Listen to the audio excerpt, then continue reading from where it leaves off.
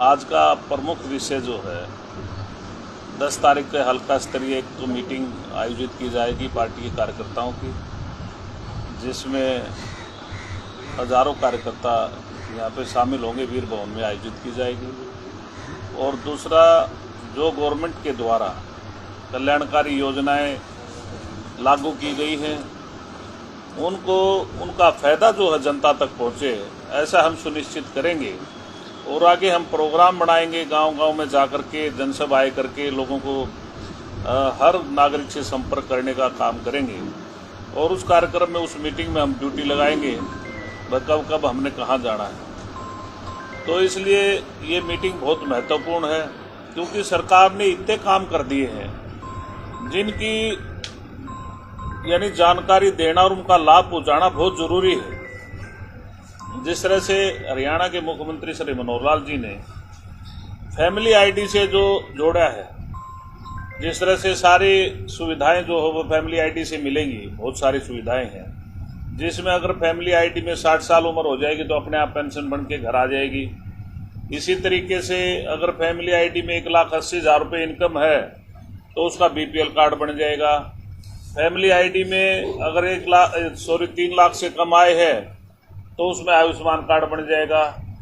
तो जिस लोगों को दिक्कत भी होगी उनकी दिक्कत भी पूरी करेंगे, ताकि कोई दिक्कत जनता को ना आए, उनको पूरा कल्याणकारी योजनाओं का फायदा मिले, लाभ मिले, ये हम सुनिश्चित करने जा रहे हैं। और दूसरा, अब चंद्रयान 3 जो है चांद पर लैंड कर गया है, इसके लिए भी हम प्रधानमंत्री जी का, इसरो के जितने वैज्ञानिक हैं उनका भी धन्यवाद करना चाहते हैं, क्योंकि बहुत बड़ी उपलब्धि है। विश्व में भारत जो है वो प्रथम नंबर पे आ गया है। और बहुत सारी बातें हैं जिनको लेकर के हम जनता के बीच में जाएंगे। और यहाँ भी जो मीटिंग है उसमें कार्यकर्ता को हम बताएंगे कि क्या क्या काम हमने आगामी समय में करने हैं। तो प्रमुख तौर से तो हम आज इसलिए आप लोगों को बुलाया है। बाकी आप जो सवाल पूछना चाहे, आपका स्वागत है।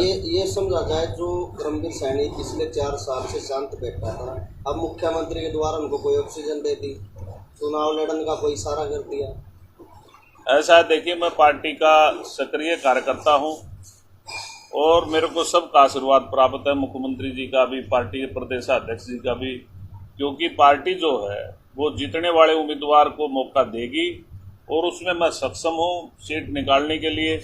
इसलिए मैं भी एक तरह से एक उम्मीदवार हूं। और पूरी उसमें जो भी हमारे और भी साथी, मैं किसी के बारे में ये नहीं कहना चाहता, और भी साथी टिकट मांग रहे हैं, मैं भी टिकट मांग रहा हूं।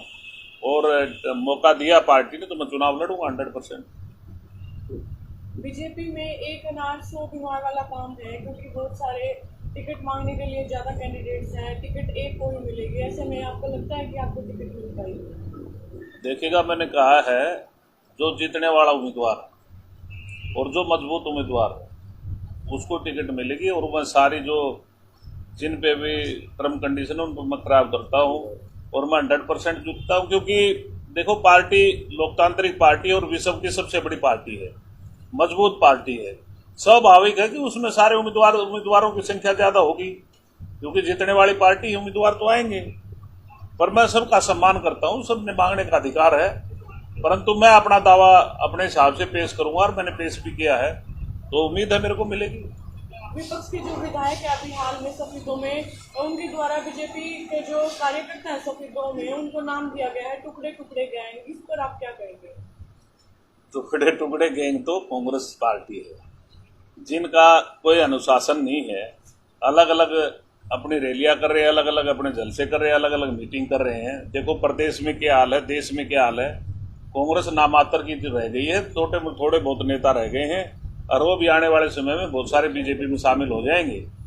कांग्रेस में कुछ नहीं रहना है। टुकड़े टुकड़े गैंग तो वो उल्टी परिभाषा बोल रहे हैं। टुकड़े टुकड़े गैंग तो कांग्रेस पार्टी है, ना कि भारतीय जनता पार्टी। भारतीय जनता पार्टी तो एक अनुशासित पार्टी है, ऊपर से लेकर के नीचे तक एक पार्टी है, कोई भी कार्यकर्ता पार्टी से बाहर नहीं है। धर्मवीर, आपने 2 चुनाव लड़े, 2005 में आपने पार्टी का चुनाव लड़ा, 14 में भी आपने बसपा को पाया। अब चुनाव अगर आप पूरा समीकरण देखें तो बैकवर्ड ये हल्का माना जाता है, तो सीट भी बैकवर्ड की कांग्रेस के टाइम से है। तो लगता है पीछे भी बीजेपी ने बैकवर्ड को टिकट दी थी। अब की बार फिर बैकवर्ड में आ सकती है। हाँ, फिर मैं बैकवर्ड हूँ तो इसलिए मैं कह रहा हूँ मेरा दावा मजबूत है। अब 9 विधानसभा क्षेत्र लोकसभा क्षेत्र में, इसमें सोनीपत लोकसभा क्षेत्र में 9 विधानसभा क्षेत्र है। बैकवर्ड की एक सीट है, ये भी सफेदों है। बाकी अलग समाज से लोग लड़ रहे हैं चुनाव, उनमें कोई दिक्कत नहीं। सब समाज मिलके एक गुलदस्ता बनता है। अलग अलग समाज से लोग लड़ रहे हैं, पर जो सफेदों सीट है वो बैकवर्ड के हिस्से की सीट है और बैकवर्ड का कार्यकर्ता ही लड़ेगा। आप बड़ी राजनीति क्यों नहीं करना चाहते? लोकसभा में आपकी पार्टी ने, बीजेपी ने बैकवर्ड को कोई टिकट नहीं दिया, तो क्या आपकी बार लगता है बैकवर्ड की जो सीटें हैं वो आपकी पार्टी बढ़ा पाएगी? बैकवर्ड को दिया क्यों नहीं? 3 सीटें हैं बैकवर्ड की अभी भी। अभी देखो कुरुक्षेत्र की नायब सैनी जी चुनाव लड़ रहे हैं, वहां पे चुनाव जीते हैं, एमपी हैं। राव इंद्रजीत जी हैं, कृष्णपाल गुर्जर जी हैं। 3 सीटें तो चलो बीसीपी में है, बीसीए में, दोनों मिलके एक ही है सारा बैकवर्ड। 3 सीटें ऑलरेडी ली है बैकवर्ड को। एक वक्तव्य में आपने कहा था कि बच्चन सिंह आर्य को मैंने सपोर्ट किया है और पार्टी अगर मेरे ऊपर विश्वास है कि बच्चन सिंह आर्य को सपोर्ट करें। हाँ, इसमें कोई दो राय नहीं। बच्चन सिंह आर्य जी की मैंने बहुत खुल के मदद की है भारतीय जनता पार्टी मुख्यमंत्री जी के कहने पर, और मेरे को उम्मीद है श्री बच्चन सिंह आर्य भी पूरी मदद करेंगे। अगर उनको मौका मिलता तो उनकी करेंगे और मेरे को मौका मिलता तो मेरी करेंगे। स्वाभाविक बात है, पार्टी के वफादार सिपाही हैं वो भी, पार्टी के हम वफादार सिपाही हैं। फिर पिछली बार हार का कारण बीजेपी नेता ही क्यों रहे?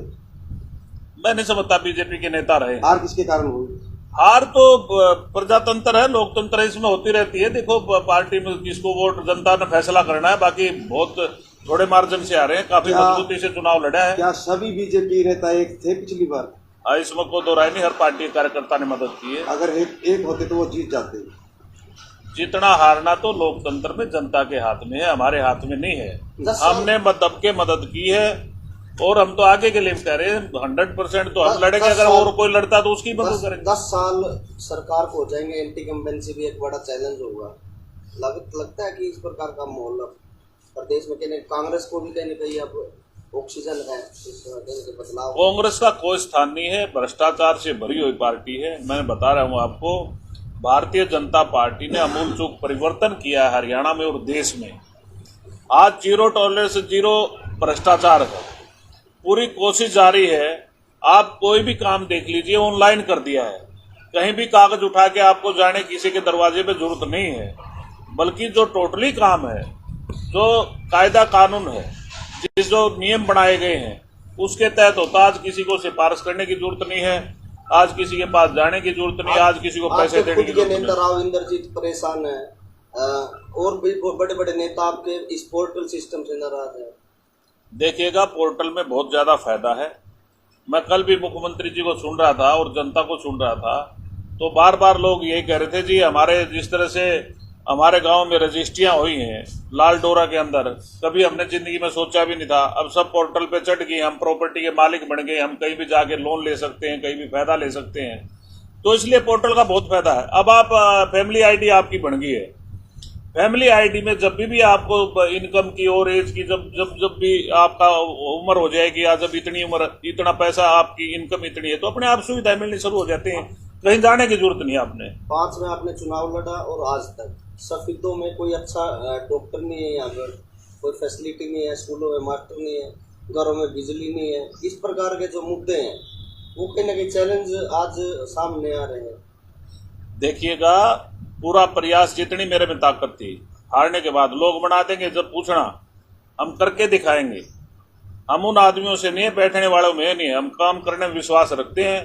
अगर आप लोगों जनता ने मौका दिया, भगवान के आशीर्वाद से, पार्टी के आशीर्वाद से, तो फिर दिखाएंगे विधानसभा क्षेत्र कहाँ जाता है। सैनिक क्या योजना है, कैसे वो काम करेंगे, क्या कार्यक्रम आगे, किस तरीके से आगे बढ़ेंगे? मैंने बताया, कार्यकर्ताओं को एकजुट करके हर गांव में जाकर के, हर घर में जाकर के पार्टी का प्रचार प्रसार करेंगे, पार्टी को मजबूत करेंगे, कल्याणकारी योजनाओं के बारे में बताएंगे और लोगों को जोड़ने का काम करेंगे। एक सबसे बड़ा सवाल आता है कि आपका जो पंजा है तो कहीं ना कहीं उसमें भी खड़ा हुआ है, क्या कर्मवीर इसको जोड़ पाएंगे?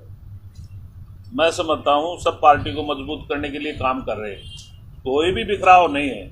मकसद सबका एक है। जो पार्टी से आप आते हैं, उस समुदाय की बात करते हैं, उस समुदाय में कोई पार्टीबाजी नहीं है।